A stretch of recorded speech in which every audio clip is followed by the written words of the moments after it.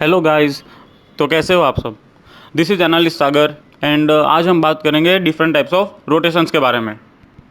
If आप customs खेलते हो या फिर कॉम्पिटिटिव में आना चाहते हो एंड आपको आइडिया नहीं है कि कैसे मैं रोटेशंस लूँ, तो आज हम उन्हीं सब चीज़ों पे बात करेंगे।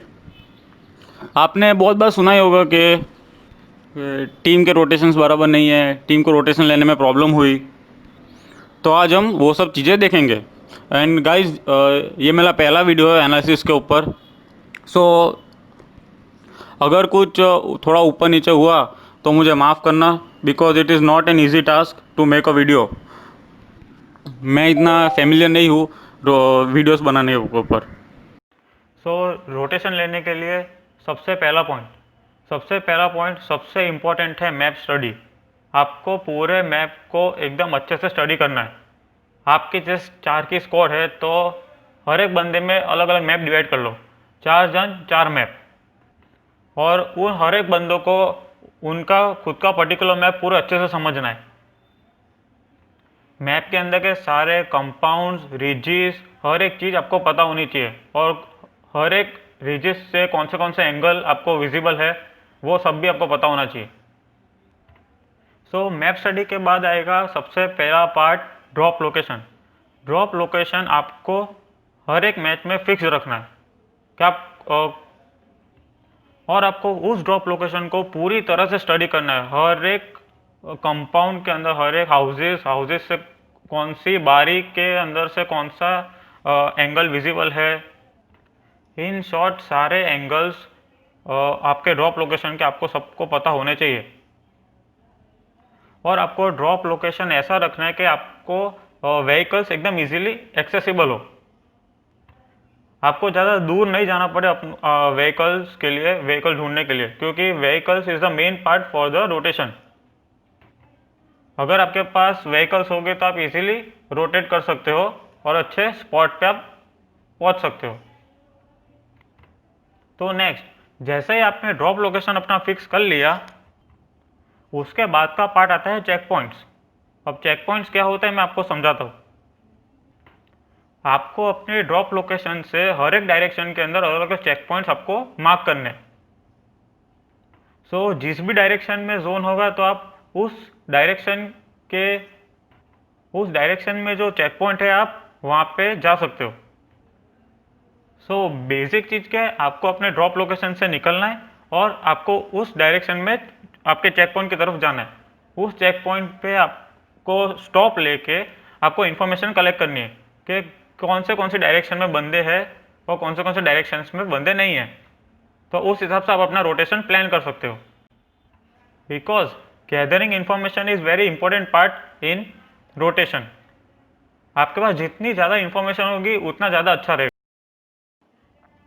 सो अब सेकेंड जो चीज़ आती है वो आती है टाइम मैनेजमेंट। टाइम मैनेजमेंट बहुत इंपॉर्टेंट है रोटेशंस के अंदर। आपको किस टाइम पे रोटेट करना है, अर्ली रोटेशन लेना है या फिर लेट रोटेशन लेना है, आपको पता होना चाहिए। अर्ली रोटेशन और लेट रोटेशन दोनों के अलग अलग फायदे।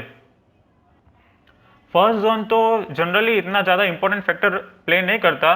सबसे मेन रोटेशन जो आपको लेना होता है वो होता है थर्ड और फोर्थ जोन में। थर्ड और फोर्थ जोन के रोटेशन एकदम क्रूशियल होते हैं। और फोर्थ जोन के बाद आपका आता है stopping point. Because fourth zone के बाद आप रोटेशन नहीं ले सकते। फोर्थ जोन के बाद आपको बाकी के जो 4 जोन है उसमें आप सिर्फ जोन कॉन्कर कर सकते हो, जोन अंदर जाके होल्ड कर सकते हो।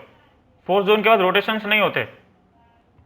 तो आपको जो भी रोटेशन लेने हैं फर्स्ट 4 जोन में लेने हैं और नेक्स्ट 4 जोन आप सिर्फ कॉन्कर कर सकते हो जोन को। ये सब चीज़ें अपन देखेंगे एक एग्जाम्पल सॉल्व करके। एक एग्जाम्पल मैं आपको बताऊंगा और उस एग्जाम्पल के ऊपर अपन सब रोटेशंस ट्राई करेंगे।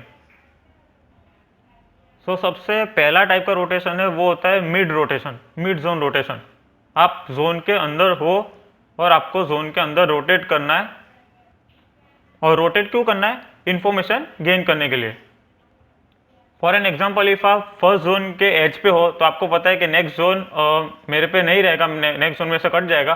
तो आपको आपके आगे जो आपका चेक पॉइंट है या उसके आगे कोई कंपाउंड है, तो आपको धीरे धीरे जोन के अंदर क्लोजिंग करना है। और क्लोजिंग करते वक्त आपको आजू बाजू के हर एक इंफॉर्मेशन गैदर करनी है कि इस कौन से साइड पे बंदे हैं, कौन से साइड पे बंदे नहीं है। एंड देन उसके बाद जब आपने एक कंपाउंड को होल्ड कर लिया है, तो आपके टीम में से एक मेंबर, स्काउटिंग पर्सन या फिर आईजीएल, उसको मिड जोन रोटेशन मारना है। उसके आजू बाजू में जो भी कंपाउंड्स है या रिजिस है, वहाँ पे जाके इंफॉर्मेशन कलेक्ट करनी है। सो उस इंफॉर्मेशन कलेक्ट करने के बाद आपको आपका नेक्स्ट जोन का रोटेशन आपको पता चलेगा। तो चलिए अपन मिड जोन रोटेशन देखते हैं। देखो ये देखते हैं, ये एक प्लेन पाथ है और ये अपना फर्स्ट जोन है। एंड सपोज आप जोन के अंदर नहीं हो, आपका ड्रॉप लोकेशन कोई और है, जैसे यासना हो गया, सेवर्नी है, रोजोक है, प्रीमोर्स्क है, तो मतलब आप जोन के बाहर हो। तो फिर इस जोन में क्या है, आधा जोन मिलिट्री के ऊपर है और आधा जोन मिलिट्री के उस साइड है। तो एंड इफ आप अगर पोचिंग की पे हो, तो पोचिंग की आपको पता है कि भाई एच पे, तो नेक्स्ट जोन पोचिंग की पे तो नहीं रहेगा। सो आप इसके बाद पोचिंग की से यहाँ पे जा सकते हो। इस जगह पे आने के बाद आपको मिड जोन रोटेशन मीन्स यहाँ पे आपको स्काउट करना है, इधर ये कंपाउंड्स, ये वाले कंपाउंड्स और ये वाले कंपाउंड्स, आगे के जो भी कंपाउंड्स है वो सब आपको स्काउट करने हैं। एंड इफ अगर आप प्रीमोर्स पे हो एंड प्रीमोर्स से आप रोटेट करते आ गए इधर, तो यहाँ पे आने के बाद आपको ये वाले जो भी कंपाउंड्स है आपको स्काउट करने हैं। यहाँ से स्काउट करने के बाद आपको आगे वाला स्काउट करना है। तो आपको इन्फॉर्मेशन गैदर करनी है और कहाँ कहाँ पे बंदे हैं, यहाँ पे रिजिस जो है यहाँ पे कोई है कि नहीं है। एंड इफ आप लिपो का पे हो, तो यहाँ पे आने के बाद ये आगे के जो भी कंपाउंड है ये आप स्काउट कर सकते हो। ये हो गए, ये हो गए, ये हो गया। अब ये तो हो गया mid zone rotation. Next part आता है वाइड रोटेशन। वाइड रोटेशन किसको बोलते हैं, एक मिनट क्लियर कर दे। तो अब चलो अपन नेक्स्ट जोन देखते हैं, नेक्स्ट जोन कहाँ पे बनेगा। So phase 2। ओ अब ये देखो, ये नेक्स्ट जोन बना मिलिट्री के साइड पे पूरा। तो अब पता तो चल ही गया कि अब पूरा जोन मिलिट्री के साइड जाने वाला है।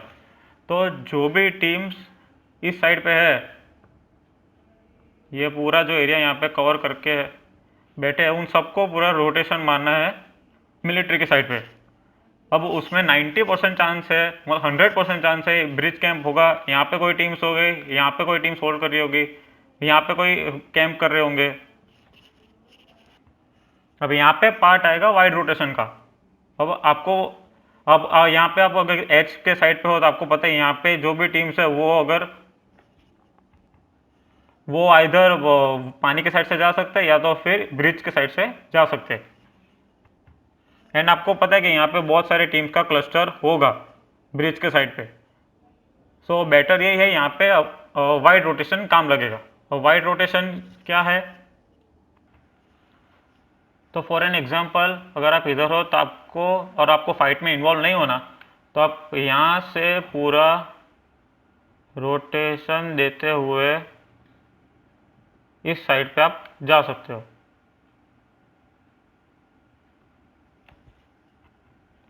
सॉरी वो लाइन बराबर नहीं बनी, आप समझ जाओ।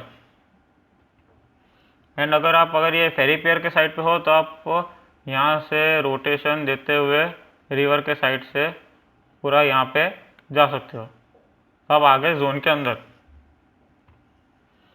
तो लेट्स सपोज आपने ये प्रिजन वाला रोटेशन लिया। एक मेरा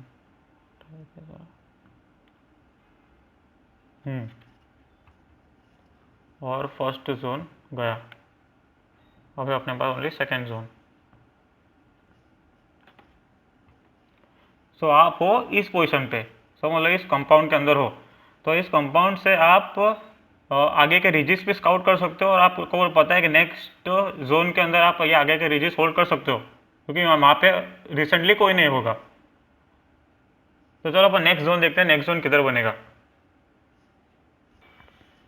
सो ये है अपना नेक्स्ट जोन, एंड आप यहाँ पे थे तो आप यहाँ पे रिजिस पे आ गए।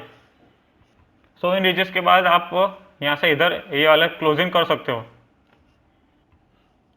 और आगे क्लोजिंग करने के बाद आप समझ लो ये वाले कंपाउंड्स पे आ गए, ये कंपाउंड्स आपने होल्ड किया।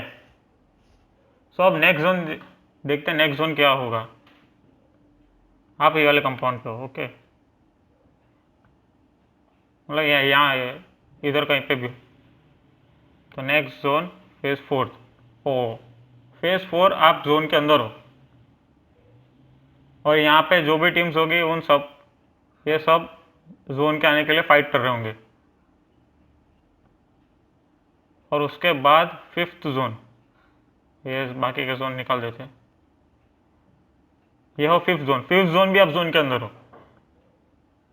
उसके बाद होगा 6th zone, 6th zone almost आप जोन के अंदर, ऑलमोस्ट।